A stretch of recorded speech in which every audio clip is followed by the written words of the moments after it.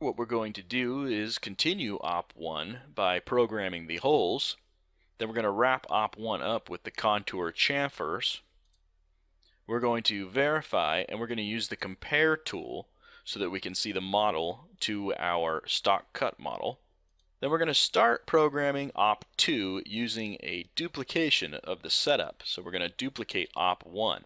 Then we're going to edit the OP1 toolpaths into OP2 with face, adaptive clear, finish pocket, finish contour, and we're going to add a radius contour toolpath to this.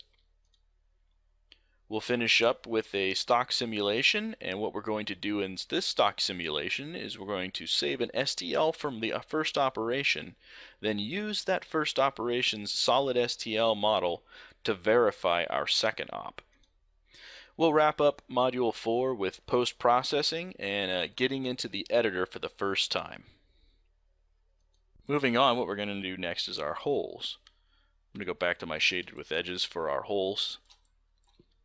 So I have the facing, the adaptive roughing, the contour, the bore, the circular finish on the ID for my threads, and the threads themselves complete.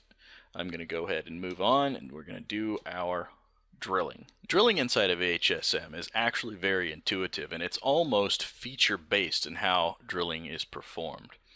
Again, you can see that we have our tabs, but there's one less tab missing. That's because most of it is handled within the cycle. Our leading, linking, things like that are handled between the hole selections and the cycles, so there's no longer a lead-in, lead-out tab. So let's go ahead and select a tool. I'm going to use one of the inch tutorial tools for this, and I'm going to look for a spot drill. I'm going to drop this down. I'm going to go to diameter is, let's say, a 1/2 inch, and see what tools come up. Now here you can see I have a 1/2 inch 90-degree spot drill all ready for me to use. I'm going to select that spot drill, and we're going to use that to start our drilling operation. The next tab is our geometry tab naturally. Now what I'm going to do here is run through how the selections are made. You can select drilling by two ways. One is by points, so you can drill by a 2D sketch and successfully drill points, but the better option is to use faces. And you can see that the hole faces is depressed here and ready for you to select a hole face. So I'm going to come down here and select this hole. Now, one thing that is pretty cool within HSM is when you're inside of the hole dialog box and you're looking for the holes that you want to machine, down at the bottom left corner you get some information. If you hover over a hole, you can now see the diameter of the hole that you're selecting. This is a 10mm hole. We're going to go ahead and left click that hole. Now this hole at 10mm, there's a trick inside of HSM. It will scan the model and find every one of the same diameter hole and automatically select that. These next options have to do with your order. So you can order it by depth, in which case if you had multiple holes at multiple levels, this would order them top to bottom. Or you can optimize the order, which HSM will automatically pick the fastest route to machining each hole.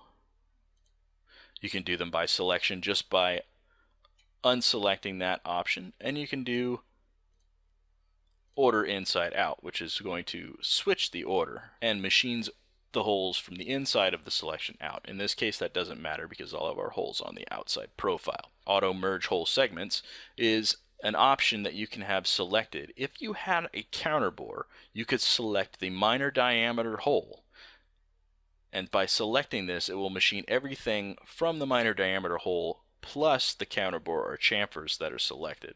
In this case we don't have that, we don't have the need for that option, so I'm going to leave that turned off. Now if I go into my heights tab, drilling is automatically set up again for the top height to be the whole top and the bottom height to be the whole bottom. Now the reason for that again is if there were multiple levels of holes, then it would automatically have the correct hole top and bottom for your heights to retract to in order from the whole top and bottom. Now with spot drilling, what I like to do is I actually like to change this to a chamfer width. That way I can have a 1mm chamfer around every single hole, and that's going to take the conical point of the cutter and chamfer it to that width past the diameter automatically. The last tab for drilling is our cycles tab. By default it is a good old G81 drill in, wrap it out, you can see that moving down the line we've got a ton of different operations within here, and you can do a lot of different things. The most popular being, of course, deep drilling, which is your G83. Tapping, of course, right hand and regular tapping, that can be rigid tapping. Tapping with chip break is going to be a peck tap operation, and all of these are post dependable. Reaming is going to give you the G85, and then you have a couple of different boring operations. As well, inside of hole, you have the option to probe a hole, which is actually going to come in and ping a few points on the whole cylinder. You can thread mill inside the hole, and when you select this is a different route to thread milling. It's actually just going to ask for the pitch and the actual diameter of the hole you want to machine. So this is all information driven versus the thread milling operation. Bore milling, which is the same as helix milling, except for there again you're actually giving it all the information, not using the cylinder diameter to create the bore. We're going to use a drill in, wrap it out, and hit OK. And just like that, from the hole diameter and hole size, you can see we've actually got our toolpath created. Now, to verify this, again, I'm going to go back to wireframe geometry. I'm going to go ahead and highlight that toolpath, simulate just the toolpath. I'm going to change the show toolpath mode from tail to all. That way I can see each individual drill point, and instead of just pushing play, I can just select it. Select the very end point and see how much I'm deviating that hole. And you can see I've got quite a large chamfer on there. Another way to do this is to go ahead and select everything and simulate everything, turning your stock on.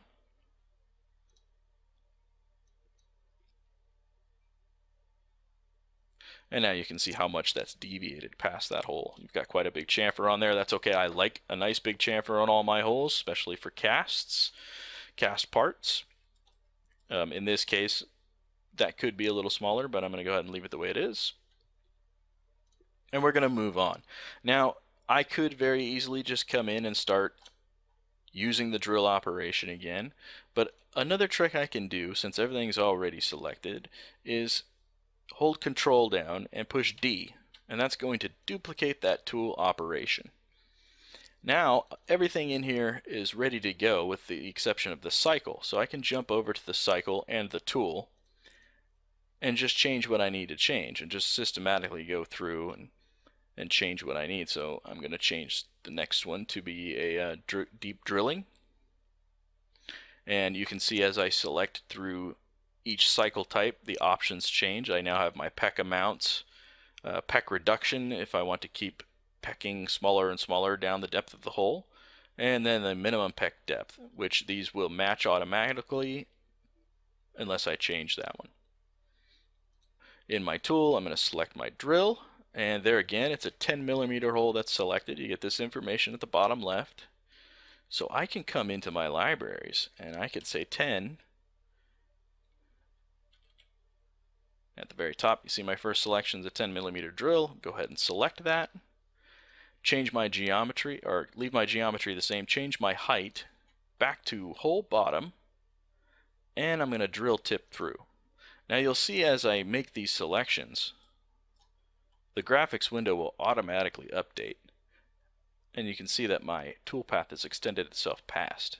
Now if I wanted to add a little extra breakthrough, I can. We'll go an extra 0.1 millimeters with that. Hit OK. There's my drill.